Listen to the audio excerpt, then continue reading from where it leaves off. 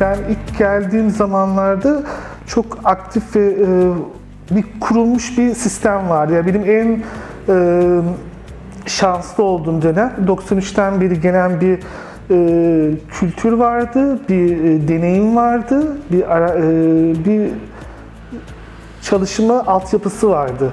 Bir de onun getirdiği bir kendine ait bir disiplin vardı tabii.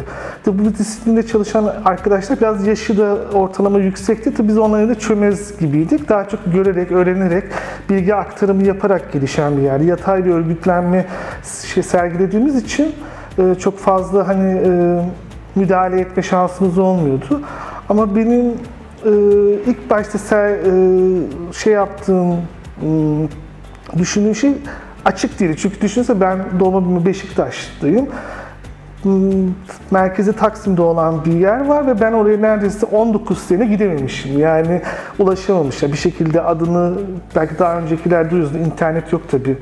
Bu kadar hızlı değil en azından. Hani 80'lerde, 90'ların ortasında hani Türkiye'de internet çok gelişti.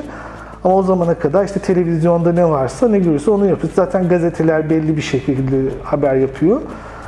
Her neyse bu internetin biraz daha ileri olması işimize yaradı ve ben onlara ulaşma şeyinde bulundum. İlk başta pazar toplantıları dediğim gibi geliyordu. Bir mekan yoktu tam olarak. Ve açık değildik. En önemli şey oydu. Açık olmak oradaki çalışan, faal olarak çalışan arkadaşlar için hakikaten büyük bir sıkıntıydı. Çünkü hepsi bir kariyer sahibi olmuş, belli bir yaşın şeyine gelmiş ve ama bir yerden de mücadelenin her yerinden tutmaya çalışıyordu ama hayatlarında bir şekilde riske atmak istemeyen yani arkadaşlardı. Biz biraz daha, benim dönemimde biraz daha toy, biraz daha canlı ama tabii o bakımdan deneyimsiz insanlardık. Yani orada bir çatışmamız oluyordu. Ama bu 2001'de kaosun kamusal alana çıkması ve daha sonra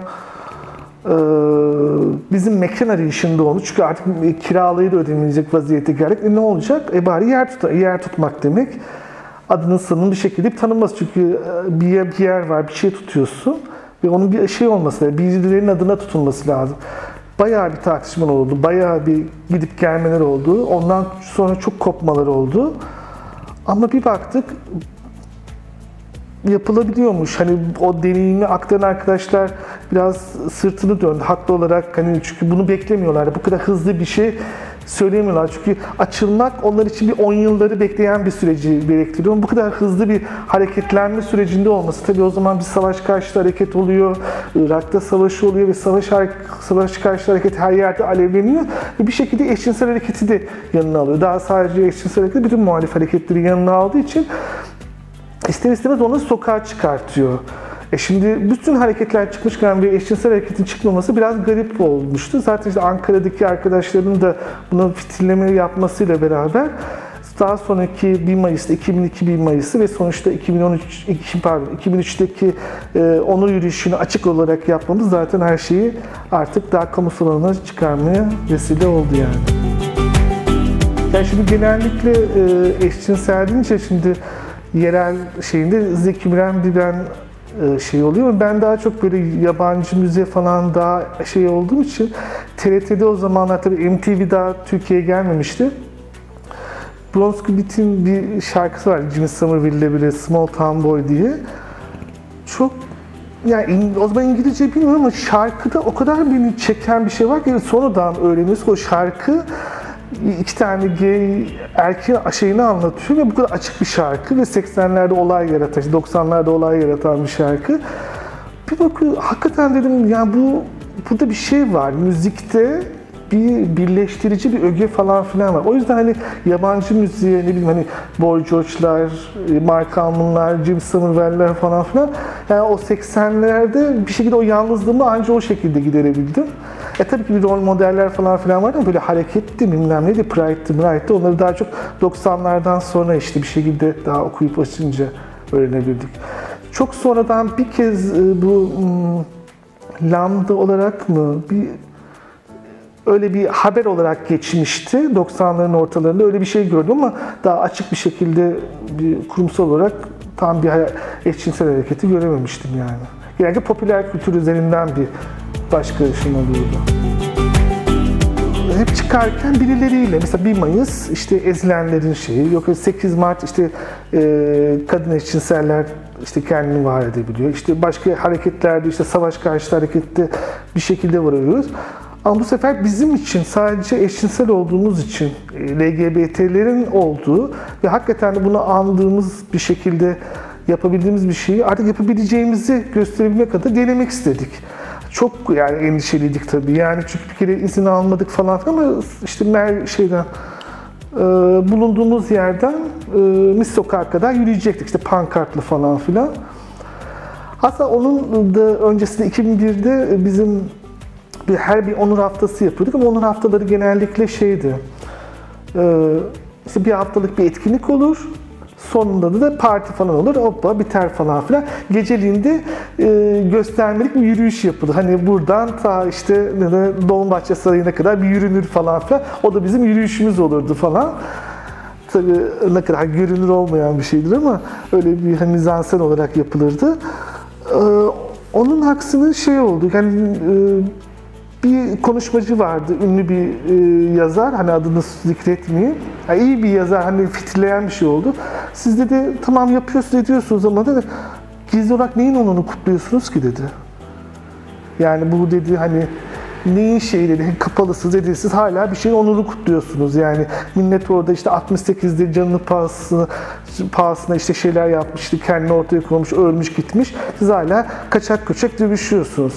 Tabii bu biraz bel altından ama çünkü insan kolay değil. Yani Türkiye'de insanlar bu kadar kapalı bir ortamda bile bu ortamı oluşturabilmek bile 10 senede hiçbir hiyerarşik örgüt olmadan kimsenin doğru düzgün sahiplenmediği ama bir şekilde insanların devam ettirdiği ve bilgi akışı yaptığı bir yerde bir şeyleri sahiplenmek zaten sıkıntıyken bir de açılmak ve bunun üzerine bedel ödemek zaten şey. Ama zaman ve süreç ve bu ki serzenişte artık bir yere kadar herhalde geldi ki artık ondan sonra bu yapılması gerektiğini anlıyor. Yani bunu bir şekilde zorunlu olduk aslında. Yani evet, istiyoruz ama artık zaman bizi oraya getirdi. Hani zaman mı hareketi getirdi, hareket bir zamanını getirdi. Mesela neden 68 hareketi 60'ların öncesi de 50'lerde olmadı? Yani çünkü o zaman o kurgu, o öyle olmalıydı. Yani o dönemin atmosferiyle oldu bir şey. 60 değil, evet Stonewall neden 69'da oldu yani? Çünkü 68 hareketi vardı yani. Çok anlamlı. Yani o yüzden bu savaş karşıtı hareketin veya işte o kamusal alanda var olma mücadelesinin şeyinin etkisi çok büyüktür. Özellikle bu onur yürüyüşünde yürümemizin, hani açık bir şekilde yürüyememiz. Çünkü lak diye çıkmadık çünkü. Onun hep bir provası yapıldı çünkü öncesinde. İlk başta belli kişilerin zaten açık olan arkadaş azdık yani. Bazen diyorlar işte 50 kişilik falan, ya valla ben sayamıyorum. Böyle 5-10 kişi falandık işte. İlk başta böyle bizim brandamız vardı. Hani yolda giderken brandamız bir açıyordu, birden bir polis yanımıza geliyordu. İşte kapatın, açın, ne yapıyorsunuz, izniniz var mı, yanımızda avukatımız var. Ne olacak? İnsanlar bir banda bakıyorlar ama garip bir de güven de duyduk. Yani çünkü hani bir anda etrafımız dolanmaya başladı, şey yaptık falan. Bakın bu oluyor yani, o kadar da hani atla deve değil yani, bu yapılmayacak bir iş değil. Beni ama yürüyüşten çok, yürüyüşte sonra bir basın açıklaması yapıldı. O şekilde biz de duruyoruz böyle işte heyecanlıyız falan filan. Bizim yanımıza ilk gelenler Taksim'deki zihinsel engelli insanlar oldu. Çok ilginç. Mesela bir tanesi mikrofonu tutuyor, bir tanesi orada başka bir şey yapıyor. Çünkü o zaman anladım. Biz hakikaten delilik yapıyoruz. Yani bu başka bir şey değil. Hani eşcinsellik hastalık mıdır, hastalık mıdır falan ama hakikaten bu delilik yani. Bir insanlar çıkıyor, eşcinselim diyor, ortaya çıkıyor, yürüyor, ediyor. Bunu işte onurdu, bilmem neydi. Yani bunu Türkiye gibi bir yerde yani akıl sır edilebilecek. Yani bu mutlaka akıllarında bir zoru olması lazım insanların ama çok o metaforu çok güzel yakalamış bir şeydi. Yani çok anlamlı bir şey oldu. Yani o heyecandan çok o ortamdaki duran sahiplenen insanlar bakımından çok anlamlıydı bence. Müziğin şöyle bir etkisi var. Kraliçenin de dediği gibi müzik evet insanı burjuvalaştırıyor ama burjuvalaştırdığı yerde bir devrimi de hareketleniyor. Yani popüler kültürü nasıl kullandığınız önemli. Yani popüler kültür bizim için bir uyuşturucu mu yoksa hakikaten bir şeylerin fitili ateşleyicisi mi? Yani düşünebiliyor musunuz? Birbirinden bu kadar ayrı, sınıfsal olarak birbirinden farklı, yan yana durması belki çok zor olacak insanları bir ahenkle, bir melodiyle yan yana getirebiliyorsunuz. Bu çok önemli bir güç. Yani bugün mesela Ajda Pekkan çok eleştiriliyor duruşu olarak. Türkiye'deki bir kadın şarkıcı olması bakımından hani külliyatı hani farklı ama ben çok kendisine hayranlık duyuyorum ama kendisini seslendirdiği ve duruşu bakımından özellikle bu 80 öncesi 70'li 60'lı yıllardaki hiç görünmeyen bir kitle o kadar çok mesajlı vermiş ki artık o yani öyle böyle bir mesajlar değil. Artık kulüplerde bir şekilde o vazgeçilmez bir şey oluyor. İster istemez onun yerini alıyorsunuz. Yani şey gibi, hani inanç herkesin gözünde farklıdır, anlatabiliyor muyum? Yani kimisi başka her türlü farklı şeye inanabilir ama benim için hani tanrısal bir şeydi. Tanrı herkese farklı bir şekilde gözükür ya. Bir şekilde de bu idolleştirme de biraz onun bir yansıması gibi. Çünkü aradığımız şeyi o kadar bir şekilde somutlaştırma gayesindeyiz ki onlar bir şekilde onu yansıtıyormuş gibi geliyor. Yani bir şeyin taparcasına sevmekten öte seni o var olan şeye götürmeli bir tür araçsal bir niteliği olduğunu düşünüyorum. O yüzden çok anlamlı bir şey olduğunu düşünüyorum müziğin. Şimdi ilk başta Gacı asıl şeyi İKGV'de Şevval arkadaşımız yapıyordu. Bizimkisi yine bir ben Lambda'dan uzaklaştığım dönemde trans arkadaşlarla bir şey yapmaya karar verdik. Daha doğrusu bunu önce Esmeri arkadaşımız yönlendirdi. Sonra Serap Akçura ve ben bunun biraz daha faaliyetine yoğunduk. Ondan sonra Demet Demir arkadaşımızla birlikte işte çalışmaya başladık. Dedik ne yapalım falan. Gacı kim olsun, Gacı ne olsun? Yani Gacı ismi kalsın çok böyle çünkü şey bir iş. Yani şeyden çıkan, camiadan çıkan bir isim olduğu için ne yapalım? İstanbul'da çıktı. Dedik Gacı İstanbul yapalım falan filan dedik. Ondan sonra işte birlikte ilk başta biraz zorlandık çünkü hiçbir yatırımımız yoktu. Sonra dedik hani Kaos'un bir dergicilik, bir fanzinlik gelişme. Onlar ilk başta fanzinle başladılar. Sonra büyüttüler falan filan. Böyle bir deneyim aktarımı var. Biz niye yapmayalım? Hoş bizim camiada Lubunyalar pek okuma, yazma falan pek şeylerinde değillerdir ama dedik hani en azından okur, yazar, çizer belki bir şekilde bir eklemlenebilir falan. Öyle Serap özellikle çok onun grafiğiyle, kendisi grafiker olduğu için her şeyle o ilgilendi, tasarımıyla vesaire. İşte ben nacizane yazmaya çalıştım. Esmeri arkadaşım, Demet arkadaşım yazmaya çalıştı. İşte kuaförlere vesaire, kızlara falan vermeye çalıştık. Öyle bir 2 sene falan bir yürütmeye çalıştık. Öyle bir maceramız oldu diyelim yani. Bu arada kadın kütüphanesinde olan bir şey yani. Bu arada Gacı dergisi de yani. Yani kadınların ürettiği şeylerin içinde de olan nüshaları var yani. Öyle bir özelliği de var Gacı dergisinin.